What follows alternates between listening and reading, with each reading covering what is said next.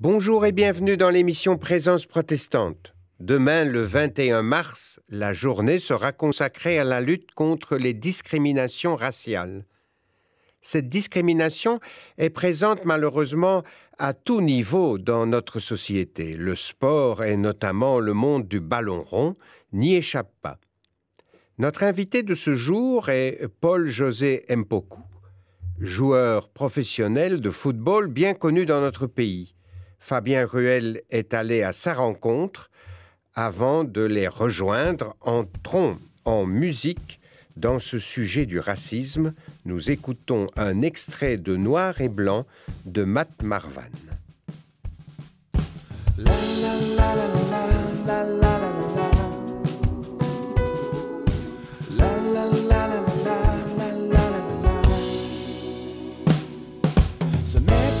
Chanson de plus, sans formule ni même astuce.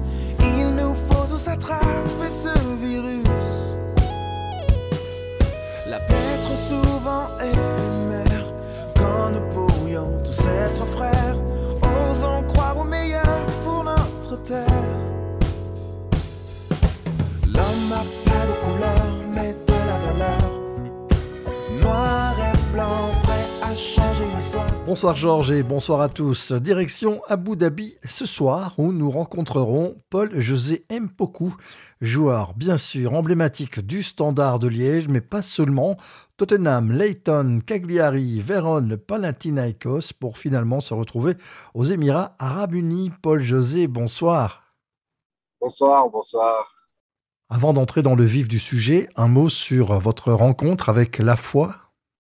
C'était arrivé quand j'avais 15 ans, donc il y a plus de 10 ans. Mes parents étaient catholiques et ma tante, qui est la maman de Luis Pedro Cavanda, était aussi chrétienne, on va dire évangélique. Et quand on était petit, moi j'ai grandi avec Cavanda, j'ai grandi avec eux. Et sa maman, elle nous amenait toujours à l'église. Et la Bible, elle dit donc dans Proverbes, ça parle de instruire l'enfant et quand il sera plus vieux, il s'en rappellera. Et moi, je dis souvent que ma foi, ça a commencé quand la maman de Luis m'amenait dans ces églises. Et ma mère me disait aussi quand j'étais petit, mes tantes aussi m'amenaient dans, on va dire, des églises évangéliques. Et donc, je pense que il y a des graines qui ont été plantées quand j'étais petit. Et puis, à l'âge de 15 ans, quand j'étais en Angleterre, ces graines, elles ont grandi, elles ont fait de moi la personne que je suis aujourd'hui, un chrétien. C'est avant tout, c'est avant le foot, c'est avant ma famille, avant ma femme, c'est ma vie, quoi. Vous êtes chrétien, mais vous êtes aussi africain. Un mot là-dessus?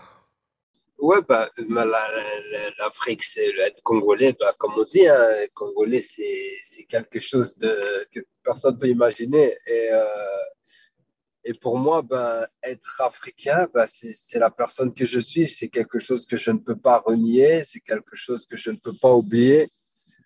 Et surtout quand je suis retourné au Congo, voilà, j'ai pu voir encore vraiment d'où je venais, d'où mes parents étaient, comment ils ont galéré pour arriver là où on est. Donc, et je suis fort attaché à cela et j'ai toujours un rêve, un rêve et des goals dans ma vie, c'est vraiment de laisser aussi une trace dans ce pays-là, quoi. On vient de le dire, vous êtes joueur de foot, vous êtes chrétien, vous êtes africain. Et bien souvent, on vous attaque sur votre couleur de peau. J'imagine que le racisme, ça vous interpelle. Le racisme, ça m'interpelle pas seulement en tant qu'homme de foi, mais en tant qu'homme tout simplement. Parce que pour moi, il n'y a pas blanc, noir, jaune, peu importe. Je pense que Dieu nous a tous créés les mêmes. Et quand je vois que certaines personnes sont privilégiées à cause de leur couleur de peau ou plein de choses comme ça, c'est là où je pense, la justice en tant qu'homme déjà, ça me touche. Et puis en tant que chrétien aussi, ça me touche, quoi.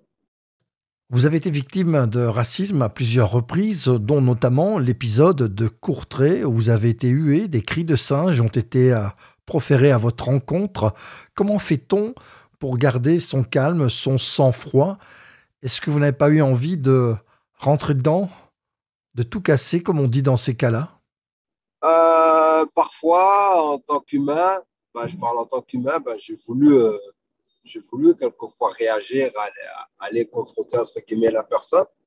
Et puis, tu as entre guillemets la voix du Saint-Esprit qui te dit, n'oublie pas qui tu es, tu vois. Donc, des fois, c'est pas facile. Mais je me rappelle par rapport à la personne à Courtrai, franchement, ce jour-là, j'étais énervé contre lui parce que voilà, il était derrière une vitre et il faisait des cris, etc. Et après, quand il m'a envoyé le message, tu vois, j'avais qu'une chose, c'était de le pardonner parce que voilà, je suis personne et on fait tous des erreurs. Moi, le premier, donc voilà. Et ce que je lui ai dit, c'était OK, you make mistake, enfin, tu as fait une erreur, mais s'il te plaît, ne la refais plus, quoi, tu vois. Et donc voilà. Une chouette inspiration, en effet. Merci pour cet exemple, pour ce témoignage. Vous avez l'impression parfois que dans le monde du football, il y a trop de laxisme par rapport au racisme? Moi, je pense qu'on n'est pas seulement laxiste dans le football, je crois que dans le monde entier, hein, on est un peu trop laxiste par rapport à ça. Et si on doit parler de football, dans le football, je trouve que les sanctions ne sont pas assez sévères. Est-ce que lutter contre le racisme fait partie de votre combat?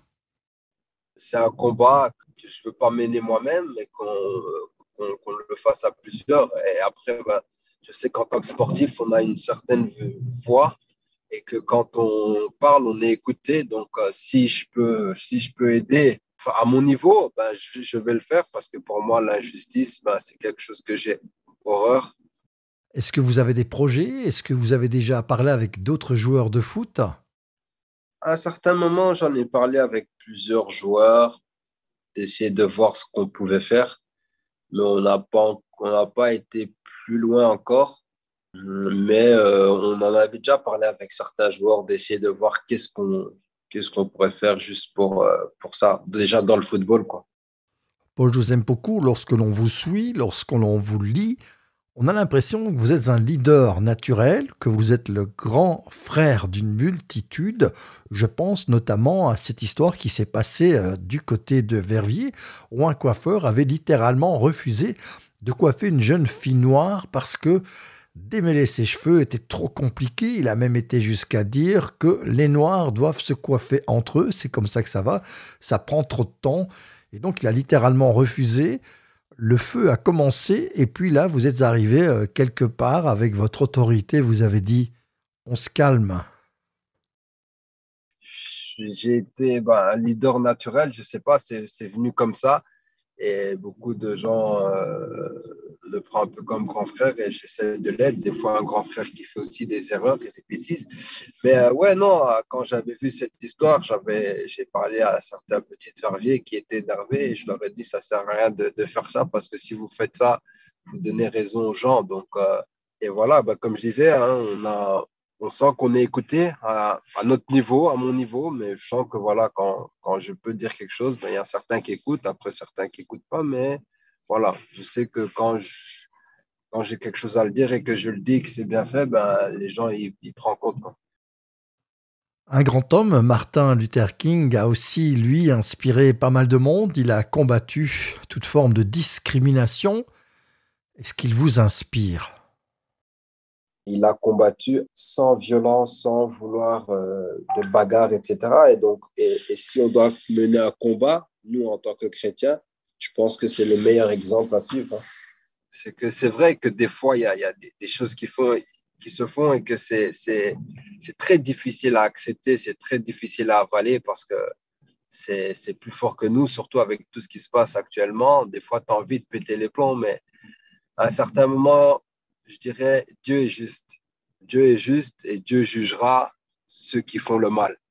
Donc ça, c'est le message que j'aimerais dire et de toujours, peu importe ce que les gens disent, tu sais qui tu es, tu connais ta valeur et ne pas descendre par rapport à ces personnes-là, quoi. Ne pas te descendre par rapport à ces personnes-là. C'est ce message que moi, j'aimerais faire passer, entre guillemets.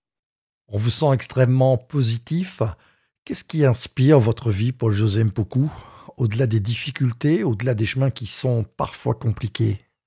Quand tu vas et tu lis la parole de Dieu, en fait, tu retrouves du réconfort, tu retrouves de l'espoir dans certaines phases. Tu vois que voilà, quand tu prends l'histoire de Job, tout ce qu'il a vécu.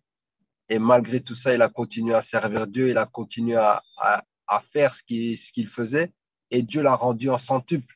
Tu vois, donc tu te dis, OK, voilà, il y en a qui n'ont peut-être pas vécu, il y en a peut-être qui ont vécu ce que Job a vécu, et il y en a peut-être moins, mais il y a de l'espoir. En fait, la Bible te donne de l'espoir, te donne aussi de la joie. Ces derniers temps, il y a un verset vraiment qui me frappe, c'est dans Matthieu 6. C'est quand il parle de ne pas s'inquiéter de quoi que ce soit, qui parle aussi de chercher Dieu d'abord et tout ça. Donc, ouais, tout ça, c'est de l'espoir, quoi. Paul Mpoku, vous êtes un homme de cœur, un homme de foi. J'imagine que vous avez des projets pour le pays dont vous portez fièrement les couleurs de l'équipe nationale. Yes, c'est des goals que j'ai. On en avait, l'année passée, on devait partir avec mon petit frère, Samuel Bastien, la famille, et quelques autres personnes. On devait aller au Congo, faire vraiment un voyage humanitaire, visiter aussi les bons coins du Congo, parce que souvent on n'en parle pas, parce que le Congo c'est beau aussi. Et c'est tombé à l'eau du Covid, mais bon, on espère peut-être que cette année, ça va se faire. J'aimerais bien faire une académie de football là-bas, parce qu'il y a vraiment beaucoup de potentiel et essayer d'aider au maximum certains jeunes à accomplir leurs rêves, quoi.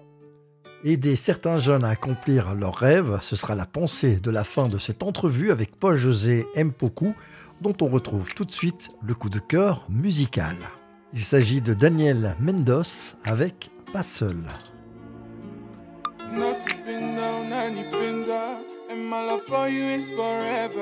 Non, je chante pas pour avoir du cash, ni pour la gloire, encore moins le buzz. Yeah, je sais que je suis pas parfait, je fais de mon mieux pour pouvoir changer. Palo Baki, Nako Matate, c'est que le pire vient t'excuser. Yeah. 5, 4, 3, 2, 1, le compte à rebours a été lancé, c'est l'heure du combat. Nako Bangate, la vallée de la mort car j'ai Jésus à mes côtés. À mes côtés, propulsé par le King, j'ai l'impression d'être le meilleur, m'a gêné. Si maintenant je peux chanter, si maintenant je peux prier, c'est parce que Jésus m'a racheté. Je me suis pas fait tout seul, n'a mis sa ligne à mon côté, non. Si maintenant je peux prier, c'est parce que Jésus m'a racheté. Je me suis pas fait tout seul, n'a mis sa ligne à mon côté, non. Si maintenant je peux prier, c'est parce que Jésus m'a racheté. Oh, non. C'est la mélodie, c'est la mélodie, c'est la mélodie, c'est la mélodie, c'est la mélodie. Au moment dur, j'invoque ton nom. Et quand tout va bien, j'invoque ton nom. T'as su combler mes peines et mes remords. Et c'est qu'avec toi, campé que je dors. On a encore plus que Moninga. Zéro trahison, quiero t'appeler mon corazon. Quand je m'y attendais pas, t'as changé la donne. Au moment dur, j'invoque ton nom. Et quand tout va bien, j'invoque ton nom. T'as su combler mes peines et mes remords. Et c'est qu'avec toi, campé que je dors. On a encore plus que Moninga. Zéro trahison, quiero t'appeler mon corazon. Quand je m'y attendais pas, t'as changé la donne. C'est avec ce coup de cœur musical de Paul-José Mpoku, invité de ce soir, que nous prenons congé de vous, non sans vous avoir rappelé que vous pouvez réentendre cette émission sur Ovio et sur le site www.aprt.be. Belle soirée sur la première et à la semaine prochaine. Si maintenant je peux prier, c'est parce que Jésus m'a racheté. Je me suis pas fait tout seul, n'a mis sa ligne à mon côté, na. Si maintenant je peux prier, c'est parce que Jésus m'a racheté.